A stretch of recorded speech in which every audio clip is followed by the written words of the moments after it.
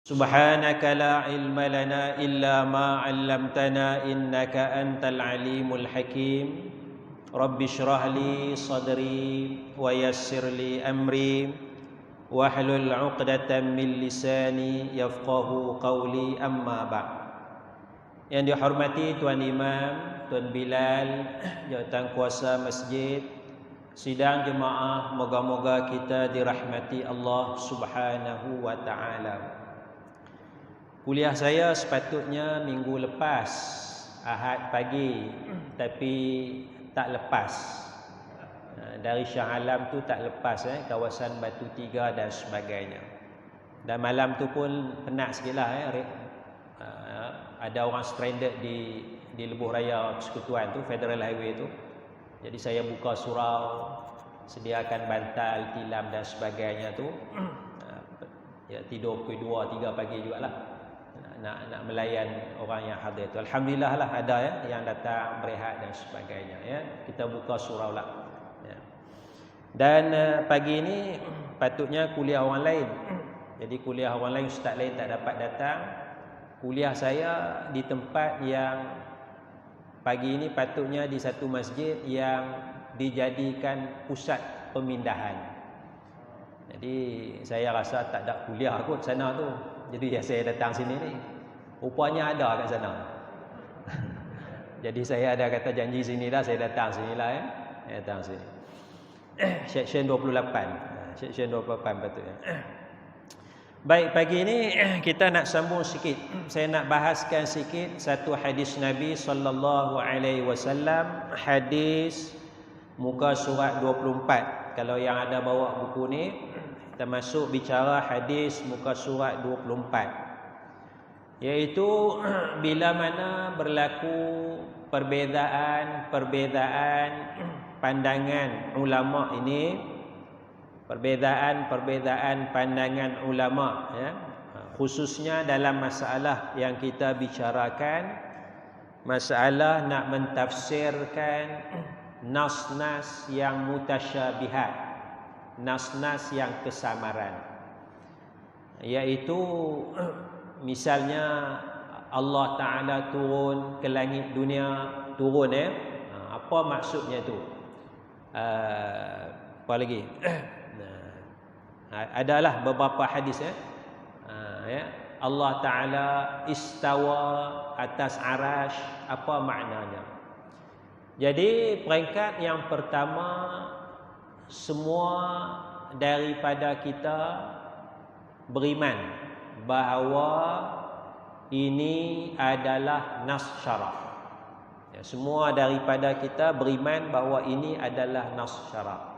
Jadi kalau dalam Quran kata Ar-Rahman 'alal 'arsy istawa, Tuhan Ar-Rahman atas arash istawa, kita beriman. Kita beriman. Tidak ada orang yang tak beriman. Orang Islam, para ulama'nya semuanya beriman Allah istawa atas arash. Semua beriman. Kalau kata dalam hadis Rabbuna yanzilu kulla lailatin, Tuhan kita yanzilu. Yanzilu maknanya turun.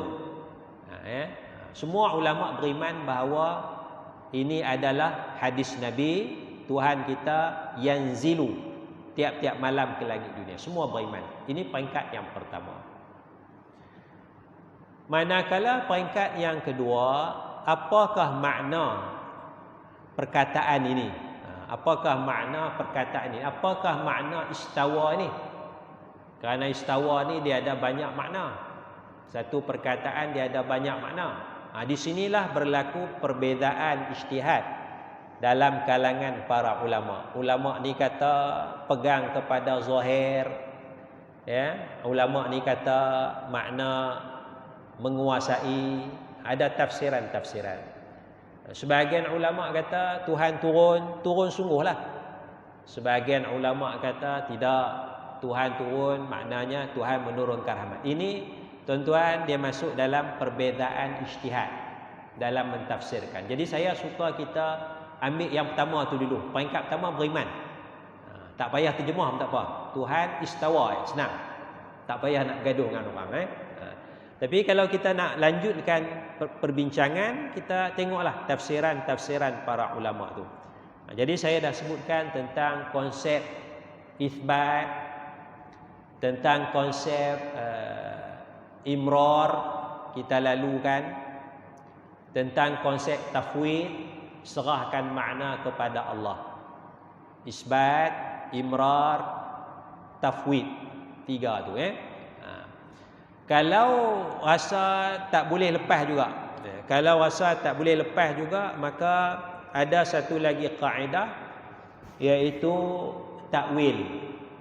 Kita ambil pandangan ulama yang mentakwilkan. Semua ni ijtihad di kalangan para ulama. Jadi kita ada empat kaedah para ulama. 4 kaedah para ulama: isbat, imrar, tafwid. Isbat, imrar, tafwid. Isbat, sebahagian ulama tetapkan makna zahir. Makna zahir, makna zahir, cuma tak tahu hakikat. Macam mana hakikatnya tidak diketahui. Kalau imrar, dia cuma lalukannya, tak payah duk hurai-huraikan je lah. Tak payah hurai lah. Allah istawa baca gitu je. Yang ni pun mudah lah, senang kita nak faham, kan? Tak payah nak pening kepala. Dia benda metafizik. Kalau kita mengaji falsafah metafizik tu, benda di luar mana kita nak tahu hakikat sebenar, kan? Metafizik. Lalu je lah. Tuhan istawa lah. Tuhan yanzilu je lah. Tak penting mana pun. Tapi dibincangkan oleh sebahagian ulama. Ataupun kita ambil tafwid, kita serahkan makna kepada Allah. Wallahu alam, kita tak tahu maknanya, kan? Bimbang-bimbang bubuh makna yang tidak sesuai dengan Allah Subhanahu wa taala. Jadi ada 3 keadaan. Tapi kalau rasa tak boleh juga ni, maknanya rasa tak puas hati ke apa ke, ada satu lagi kaedah takwil. Takwilkan, bagi makna yang sesuai dengan ketuhanan, dengan Allah Subhanahu wa taala. Jadi kalau ada kawan kita non muslim, dia pun beli buku, dia baca, Tuhan turun ke langit dunia. Tuhan hang sama tiap-tiap malam kena turun ke langit dunia, kan? Jadi kita kata makna zahir, Tuhan turun sungguh. Lekehlah Tuhan hang tiap-tiap malam kena turun, baru boleh dengar doa. Kalau tak turun, tak dengar doa. Kawan kita non muslim kata.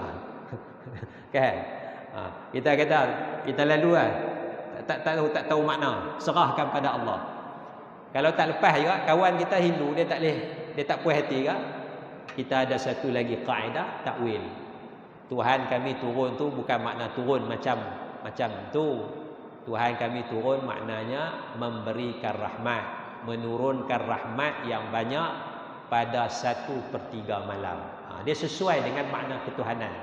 Tuhan menurunkan rahmat yang banyak. Jadi perbezaan ni kita ambil sikit hadis Nabi SAW, zaruni ma taraktukum. Ini panduan daripada Nabi SAW. Tinggalkan aku, biarkan aku, yakni Nabi, dalam perkara yang aku tinggalkan kamu. Maknanya benda-benda yang tak penting. Benda-benda yang tak penting, benda tu diabaikan oleh Rasulullah sallallahu alaihi wasallam. Kalau benda tu penting, maka Rasulullah sallallahu alaihi wasallam pasti bercakap. Misalnya kita kata hadis, agak-agak hadis ni penting ke tak penting? Hadis umur malaikat Jibril, agak-agak penting ke tak penting? Tak penting. Dalam hadis ada riwayat kata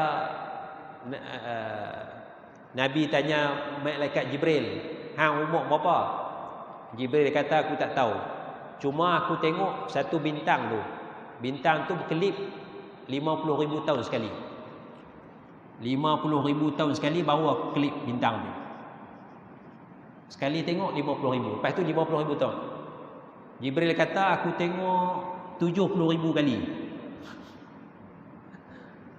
Jadi berapa umur malaikat Jibril? Kan?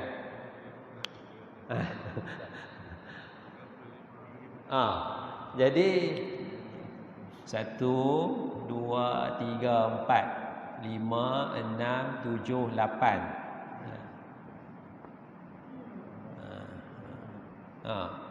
10, ratus, ribu, puluh ribu, ratus ribu, juta, puluh juta, ratus juta, ribu juta.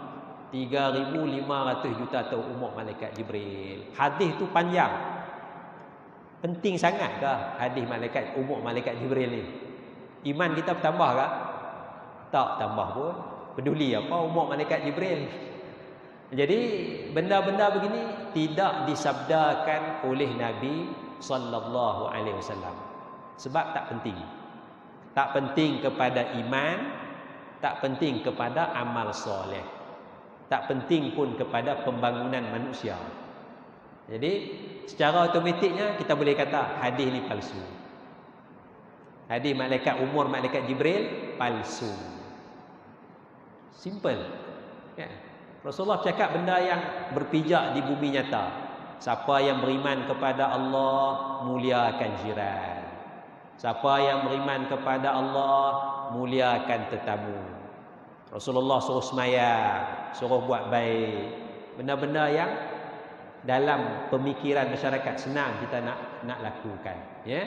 Jadi benda-benda begini, ulama menyatakan bahawa hadis ni adalah palsu. Ya? Jadi itu salah satu prinsip. Zaruni ma taraktukum. Abaikan aku, tinggalkan aku dalam perkara yang aku tinggalkan akan kamu. Aku tak bagi tahu, tak bicarakan. Fa innama halaka man kana qablakum bi kasrati su'alihim wa ikhtilafihim ala anbiya'ihim. Hanya sesungguhnya musnah umat sebelum kamu dengan banyak soalan dan perbezaan mereka atas para nabi mereka. Nabi suruh macam ni, mereka tak ikut. Nabi tanya macam-macam. Jadi kalau kita faham daripada hadis ni, ya, salah satu perkara yang boleh merosakkan kesatuan dan kekuatan umat Islam adalah perbezaan yang tidak harmoni. Perbezaan pandangan yang tidak harmoni. Kalau kita berbeza pendapat tetapi beradab, tidak ada masalah. Tapi sekarang kita berbeza pandangan tetapi tidak harmoni. Sebagai satu contoh, kita sini baca Yasin malam Jumaat. Ada tak? Ada? Baca Yasin malam Jumaat. Di sana ada orang yang mempertikaikan bacaan Yasin pada malam Jumaat. Kalau tidak bersetuju dengan bacaan Yasin malam Jumaat dan dia tak mau baca, tak ada masalah. Tak ada masalah. Kan? Maknanya lepas sembahyang maghrib, Khamis malam Jumaat, baliklah. Kan? Cari kedai makan ke apa, kau makan dulu, Isyak datang pula. Tapi perbezaan yang tidak harmoni ini sampai tuduh umat Islam melakukan bid'ah, umat Islam sesat hanya membaca surah Yasin pada malam Jumaat. Ini yang tidak harmoni ni. Ya? Jadi bila kita lihat bacaan Yasin, ya, berjamaah ini ada dua pandangan. Satu, benchmark dia ialah Nabi sallallahu alaihi wasallam tidak melakukan, ya, tidak melakukan bacaan Yasin secara berjamaah pada malam Jumaat. Jadi benchmark sebahagian umat Islam ialah melihat kepada perbuatan Nabi. Oleh kerana Nabi tidak buat, maka benda ni dianggap sebagai bid'ah dan dihukum sebagai sesat. Bid'ah kerana Nabi tak buat dan dianggap sebagai sesat. Maka tidak harmoninya bila dianggap umat Islam yang baca Yasin pada malam Jumaat beramai-ramai itu melakukan perkara sesat. Dan bila sesat, masuk syurga kan masuk neraka? Neraka. Jadi tuan-tuan dah baca Yasin berapa puluh tahun sini? 30 tahun baca Yasin. Ini semua ahli neraka. Kan? Jadi sampai di neraka nanti, hang ni masuk neraka siapa? Baca Yasin malam Jumaat. Baca Yasin pun masuk neraka. Kacau. Baca Yasin pun boleh masuk neraka. Sedangkan ini benda yang perlu kita harmonikan. Kalau kita harmonikan, umat Islam ni dia benchmark dia ialah perbuatan Nabi. Sedangkan umat Islam yang baca Yasin beramal dengan Al-Quran dan sunnah Nabi juga. Kerana dalam Quran Allah Ta'ala sebut faqra'u ma tayassara minal Quran. Umum ayat ni, umum. Kita ambil umum umum ayat ni, maka bacalah apa yang mudah daripada Quran. Allah suruh baca Al-Quran. Baca yang mudah-mudah. Yasin tu mudah ke payah? Mudah. Jadi, bila kita baca Yasin, berdasarkan umum. Ayat ni cerita bab lain lah. Cerita bab ni. Tapi umum ayat Al-Quran ni, ibrahnya umum, kaidahnya al-ibratu bi'umumil lafzi. Ibrah Quran ni berdasarkan umum lafaz. Itu kaidah dalam tafsir. Baca benda yang mudah pada Quran. Jadi umat Islam yang baca Yasin baca Quran. Umat Islam baca Quran. Ini dalil dia. Macam mana kata nak kata sesat? Ikut Quran. Yang kedua, Nabi kata, hadis Nabi, hadis sahih, iqra'ul Quran. Iqra'ul Quran. Bacalah Quran. Iqra'u, bacalah Al-Quran. Fa innahu ya'ti yaumal qiyamati syafi'an li ashabi. Karena Al-Quran akan datang sebagai pemberi syafaat atau pemohon syafaat kepada orang yang baca Quran. Nak baca surah apa? Nabi tak bagi tahu surah apa. Nabi suruh baca Quran je. Jadi baca Yasin baca apa? Baca Quran. Jadi amalan kita baca Yasin masuk tak dalam hadis ni? Masuk dalam hadis ni. Jadi betul Nabi memang tak buat, tapi ada sunnah perkataan. Sunnah perkataan ni baca Quran, baca Quran. Jadi macam mana kita nak ajak orang baca Quran? Macam mana kita nak ajak baca Quran? Pasal Nabi suruh. Kita buatlah majlis. Kan lepas kita ada tadarus bulat-bulat, kan? Baca Quran sikit-sikit, kan? Itu pun kalau nak kira Nabi tak buat juga tu. Nabi tak buat juga, kan? Lepas subuh kadang-kadang baca Quran. Baik. Ini sunnah Nabi, hadis sahih. Satu lagi hadis, Nabi kata, majtama'a qaumun.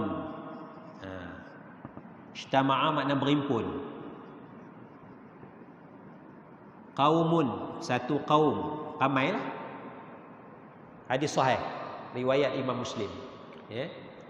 Tidak berkumpul satu kaum. Ya.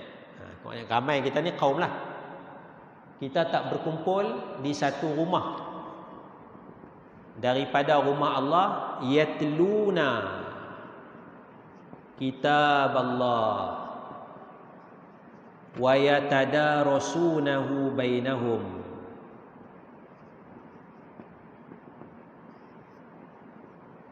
Satu kaum tidak berkumpul di rumah Allah dengan tujuan yatluna, membaca Al-Quran. Mereka beramai-ramai, mereka membaca Al-Quran. Mereka yatluna, mereka yatadarusuna, mereka tadarus Quran, baca Quran, tadarus Quran. Kumpul ramai-ramai ni, ijtama'a, berkumpul ramai-ramai nak baca Quran. Allah kata dapat sakinah, ketenangan, rahmah, apa lagi, malaikat datang, dan Allah Ta'ala sebut, Allah mention, wa zakarahumullah, illa nazalat alaihimus sakinah, turun ketenangan, wa ghasyiyatuhumur rahmah, orang yang kumpul nak baca Quran diliputi rahmat Allah, wa haffathumul malaikatu, malaikat datang menghamparkan sayap, wa zakarahumullahu fi man indah, Allah Ta'ala sebut kumpulan ni yang baca Quran ramai-ramai ni di kalangan makhluk yang ada di sisi Allah. Jadi hadis ni memberi dalil bahawa keharusan berhimpun ramai-ramai untuk membaca Al-Quran. Ya betul Nabi tak buat, tapi Nabi ada sebut. Jadi sunnah juga. Jadi amalan kita ni cuba menghidupkan perintah Nabi sallallahu alaihi wasallam walaupun Nabi tak buat. Jadi sebahagian umat Islam benchmark dia, tengok Nabi buat ke tak buat. Betul, silakan. Jadi kalau tak mau baca Yasin, baliklah. Tak ada masalah. Tapi bila tak harmoni, menuduh bid'ah sesat. Sedangkan umat Islam berdasarkan Quran, berdasarkan sunnah Rasulullah sallallahu alaihi wasallam. Kalaulah baca Yasin ni tak termasuk dalam hadis ni, cuba bagi satu contoh bagaimana kita nak beramal dengan hadis ni. Apa contoh nak beramal? Kalau baca Yasin ni bukan tak termasuk dalam hadis ni, apa contoh nak beramal hadis ni? Berhimpun ramai-ramai baca Quran, apa contoh dia? Ada tak? Musabaqah Quran. Kumpul yang ramai-ramai baca. Tapi musabaqah Quran pun Nabi tak buat ke? Musabaqah Quran pun Nabi tak buat. Apa contoh kita nak beramal? Macam mana nak beramal dengan hadis ni? Ada tak contoh? Tak ada contoh? Ada? Ada?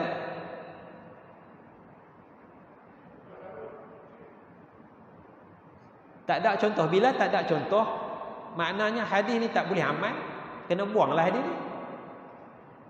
Sedangkan hadis ni sahih.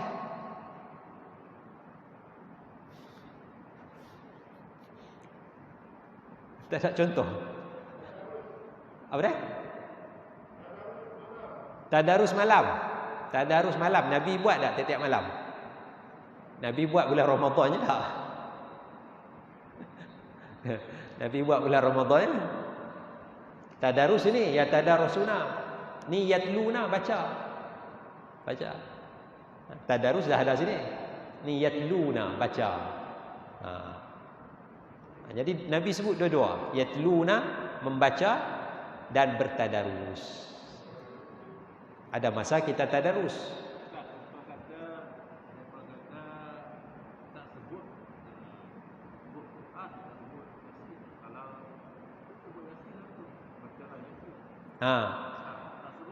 Dia tak sebut Yasin. Dia tak sebut Yasin, dia sebut kitab Allah, Quran. Betul juga. Betul juga kan? Betul juga. Baiklah kalau macam tu, malam Khamis, malam Jumaat ni, kawan-kawan kita yang tak mau baca Yasin datang sini, kita ubah surah sikit. Surah apa nak baca? Kita tak ada masalah, kita bukan ta'assub kepada surah Yasin. Kita nak baca Quran je. Jadi kalau kawan-kawan kita kata Nabi tak baca Yasin malam Jumaat, okey, mai sini malam Jumaat, kita nak baca apa? Al-Kahfi. Okey, kita tukar surah Kahfi. Duduk. Baca surah Kahfi ramai-ramai. Tak ada masalah. Kita bukan fanatik surah Yasin, mesti baca surah Yasin. Kalau tak baca berdosa. Kita bukan macam tu. Kita nak baca Quran je. Cuma surah yang kita pilih surah Yasin. Cuma rasa dah boring sangat dah. Rasa tak nak beramai surah lain, surah Kahfi, silakan. Tak ada masalah. 2-3 kali jemaah komplain surah Kahfi berapa muka surat? 11. Surah Yasin 6 muka surat. Mana lagi mudah habis? Yasin 2-3 kali surah Kahfi, jemaah yang ada ni lari, mana boleh tahan. 11 muka surat, setengah juzuk kan. Tak sempat 40 minit tu, 30 minit tu kan. Jarang baca pula kokak. Tok Imam tak apalah. Tok Imam hafiz. Laju ya. Kita baca surah Yasin balik ya. Apa yang nak mudah bagi masyarakat? Kan? Apa dah? Tukar Baqarah pula. Jemaah yang tak puas hati dengan Kahfi, jemaah tak puas hati Kahfi, jemaah ni tak puas hati dengan surah Yasin, kita cari surah Baqarah pula. 49 muka surat. Jom kita baca. Pasal Rasulullah tak sebut Yasin, kita baca surah Baqarah pula satu malam. Panggil jemaah yang tak mau baca Yasin ni, jom kita baca surah Baqarah pula lepas maghrib sampai habis. Cekah lari. Imam lepas main maghrib malam ni kita tak baca Yasin, Kahfi pun kita tak baca, kita akan baca pula suratul Baqarah sampai habis.